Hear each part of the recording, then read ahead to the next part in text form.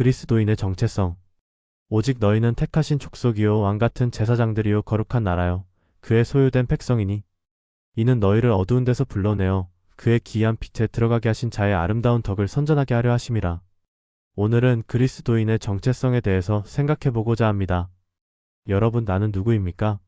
이는 오랜 세월 동안 인간 스스로가 자신에게 던져온 철학적 질문입니다.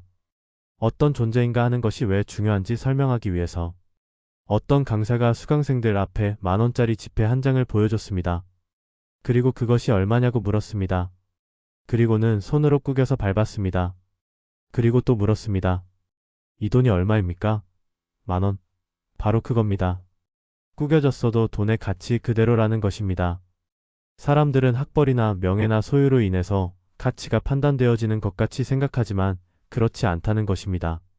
사람이 얼마나 귀한 존재인지 성경은 사람을 가리켜 하나님의 형상을 닮은 존재라고 합니다. 하나님의 형상을 닮은 영혼의 존재. 이를 깨닫는 것이 왜 중요합니까? 내가 누구인가에 따라서 우리는 그런 가치의 존재로 살아가기 때문입니다. 나는 아무것도 아니다. 그러면 아무것도 아닌 존재로가 됩니다. 나는 왕이라고 생각하고 살면 왕처럼 살게 됩니다. 어떻게 생각하는가, 어떻게 대하는가에 따라서 사람은 그렇게 된다는 것입니다. 빅터 셀리브리아코프라는 한 바보 소년이 있었습니다. 그가 15살 때 담임 선생님은 평소 그의 학업 태도를 문제 삼아 너는 결코 학교를 마칠 수 없으니 공부를 집어치우고 장사를 배우는 편이 나을 거라고 어린 학생에게 해서는 안 되는 말을 무심코 해버렸습니다.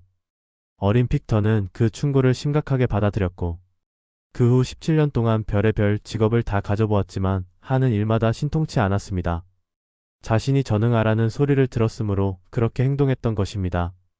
그러다 빅터가 32살이 되었을 때 우연한 기회에 IQ 테스트를 받았는데 그의 IQ가 무려 161의 천재라는 사실이 드러났습니다.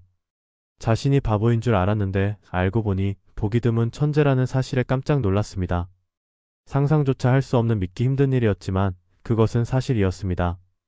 그 후 빅터는 천재처럼 행동하기 시작했습니다. 그러자 본래 천재인 것처럼 유감없이 능력을 발휘하기 시작했습니다. 바보라고 생각해서 바보처럼 살았지만 천재임을 알고 난 후부터는 천재처럼 살았습니다. 그 후 빅터는 많은 책을 썼고 수많은 특허도 냈으며 성공적인 기업가가 되었습니다. 그는 천재들만 가입할 수 있다는 국제멘사협회의 회장이 되기도 했습니다. 하는 일마다 신통치 않았던 빅터가 이토록 극적으로 변할 수 있었던 이유가 무엇입니까? 자신이 바보 전응아가 아니라 능력 있는 천재라는 자기 정체성을 올바로 찾았기 때문입니다. 사람들은 자신을 너무 비하하는 경향이 있습니다. 나는 아무것도 아니야.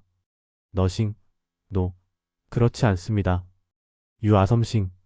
인간은 누구나 하나님의 DNA를 지닌 신의 자녀들입니다. 누구나 위대한 존재입니다. 여러분 자신도 알지 못하는 1000개의 내가 들어있습니다. 그 능력이나 지혜를 다 쓰는 사람이 없습니다. 아인슈타인은 사람들이 자신의 두뇌 5%도 제대로 못 쓴다고 했고 본인도 15%밖에 못 썼다고 했습니다. 어느 누구도 이 세상에 무가치한 사람은 없습니다.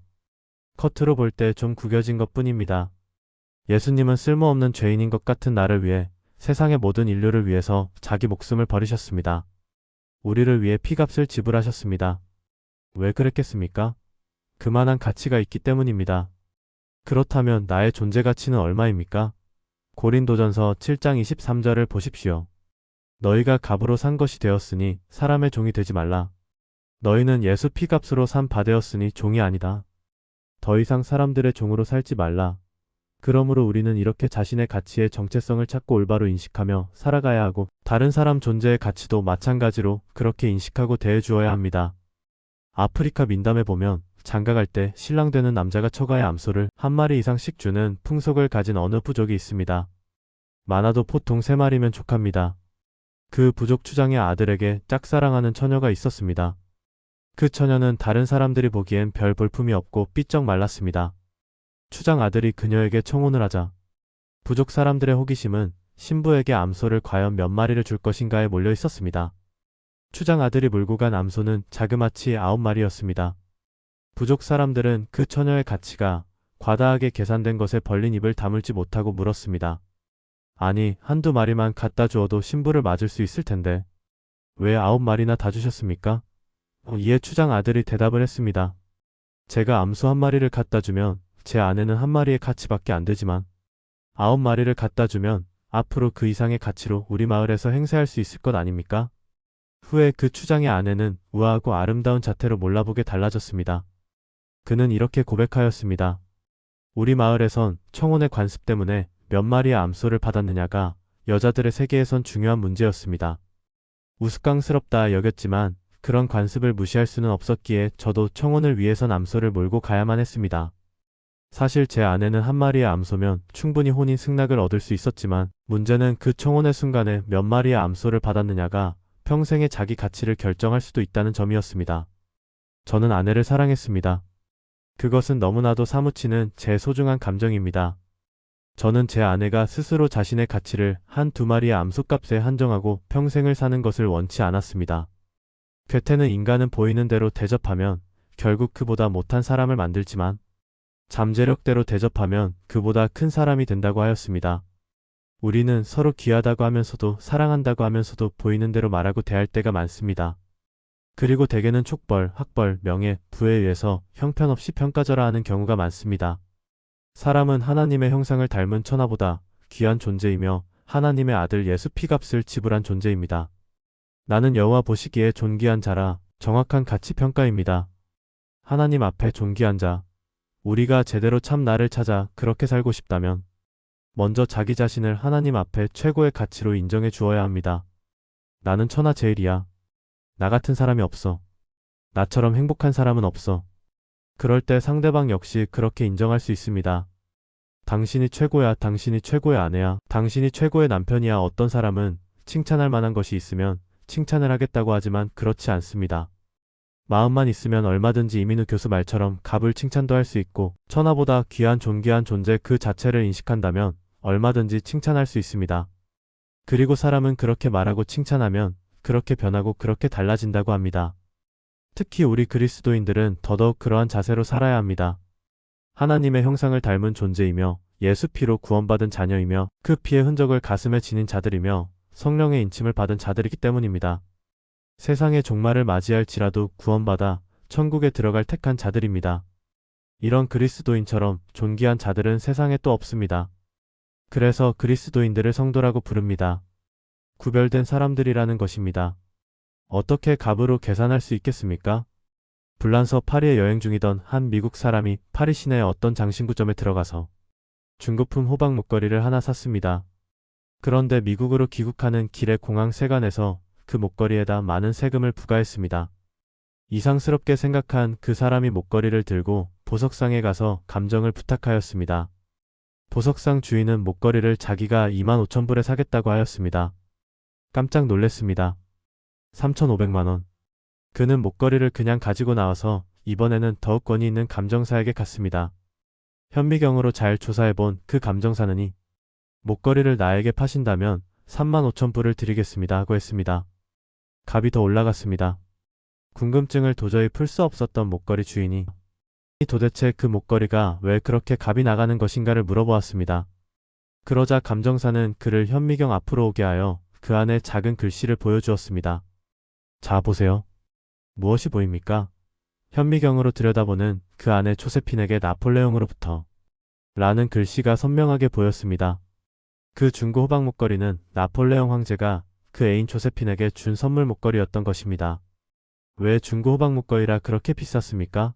나폴레옹 이름이 새겨져 있었기 때문입니다. 우리 인생은 부서지기 쉬운 질그릇 조각 같은 자들입니다. 겉으로 보면 죄와 허물뿐 가치가 없습니다. 그냥 그대로 두면 나중에 지옥에 들어가 불쏘시개 감입니다. 그러나 믿는 그리스도인들은 다릅니다. 가슴에 예수의 흔적이 있는 그리스도의 편지입니다. 베드로는 고린도 교회 성도들에게 너희는 우리로 말미암아 나타난 그리스도의 편지니라고 하였습니다. 고린도 후서 3장 3절 말씀. 솔로몬보다 나폴레옹보다 더 위대한 이름인 예수 이름을 가슴에 새기고 살아가는 자들입니다. 더 구체적으로 예수를 믿는 성도들이 얼마나 존귀한 자들인지 베드로 전서 2장 9절 말씀에서 이렇게 외칩니다. 오직 너희는 택하신 족속이요 왕같은 제사장들이요 거룩한 나라요 그의 소유된 백성이니 이는 너희를 어두운 데서 불러내어 그의 기이한 빛에 들어가게 하신 자의 아름다운 덕을 선전하게 하려 하심이라. 베드로는 이 말씀에서 우리 그리스도인의 정체성을 아주 분명하고 선명하게 밝혀주고 있습니다. 당시 성도들, 그리고 지금 여러분들과 저와 모두를 가리켜 말합니다. 가난하고 배고프고 쫓겨다니며 핍박받는 가련한 자들이라고 하지 않고 택하신 족속 왕같은 제사장 거룩한 나라라고 합니다. 먼저는 세상의 수많은 사람들 중에 선택받은 자들입니다. 지구상의 인구가 81억이나 되는데 그 중에 그리스도인들은 명목상 26억 명 33%라 합니다. 실제 믿음으로 사는 사람은 5%도 안 된다고 하는데 그 5%에 속했다면 그 자체가 선택받은 것입니다. 그 선택 또한 나의 선택이 아니라 하나님의 선택이며 주권입니다. 그리고 다음을 보면 바울은 우리 믿음의 사람들은 왕같은 제사장들 소유된 백성이라고 합니다. 하나님이 인정해 주시는 실제적인 신분입니다. 왕같은 자들, 택한 백성 소유된 백성입니다. 무엇을 잘해서가 아니라 하나님이 그리스도의 피로 사셔서 자신의 소유로 삼아주시고 왕의 신분을 주셨다는 것입니다. 얼마나 존귀한 신분입니까?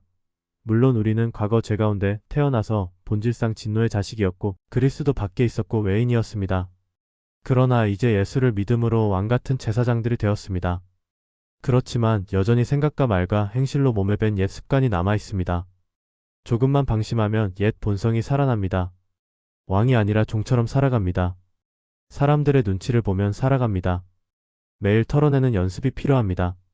저절로 왕의 위엄을 지니지 못합니다. 어색하지만 왕처럼 당당하게, 왕처럼 너그럽게, 왕처럼 대범하게 세상을 품고, 왕처럼 말하고, 왕처럼 베풀고, 왕처럼 기도하는 훈련을 꾸준히 해야 합니다. 오래전에 영화 광해를 아주 재미있게 본 적이 있습니다. 천민광대가 어느 날 왕 앞으로 불려가서 잠시 왕노릇을 하는 그런 내용입니다. 왕의 모습을 닮긴 했지만 광대 기질이 있는 그가 막상 왕이 되는 것은 쉬운 일이 아니었습니다. 왕복을 입었지만 말이나 행동이 가볍고 광대 기질이 나오는 것입니다. 그때부터 본격적으로 왕처럼 행동하고 왕처럼 말하는 훈련을 받습니다. 위엄있게 걷고 위엄있게 말하는 훈련을 치열하게 받습니다. 그런데 그렇게 왕처럼 말을 하고 왕처럼 행동하다 보니 점점 그렇게 됩니다. 왕을 섬기는 내시가 그에게 말을 합니다. 점점 목소리가 폐하를 닮아가십니다. 그뿐 아니라 왕의 심정으로 백성을 돌아보는데 진짜 성군의 모습과 같습니다. 그때 영화를 보는 사람들 모두가 이 광대가 차라리 왕이 되었으면 좋겠다는 생각을 했습니다. 그렇습니다. 우리도 이렇게 연습하면 그렇게 됩니다. 주님이 우리 안에 계시니 얼마든지 당당하게 세상에 대해서 왕같은 제사장들로 살아갈 수 있습니다.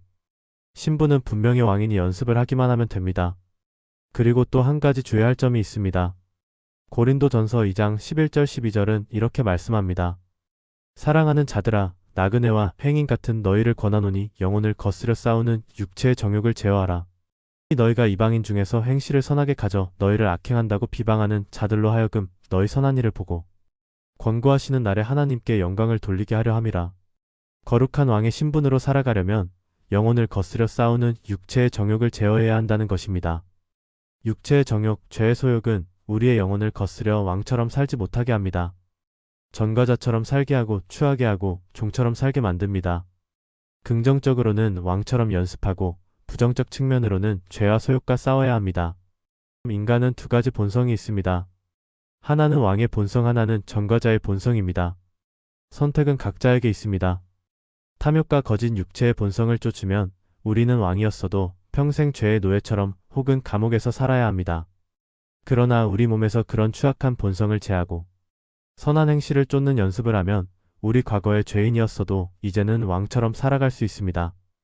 우리가 날마다 하는 큐티 그리고 독서하는 삶의 습관을 소중하게 여기시기 바랍니다.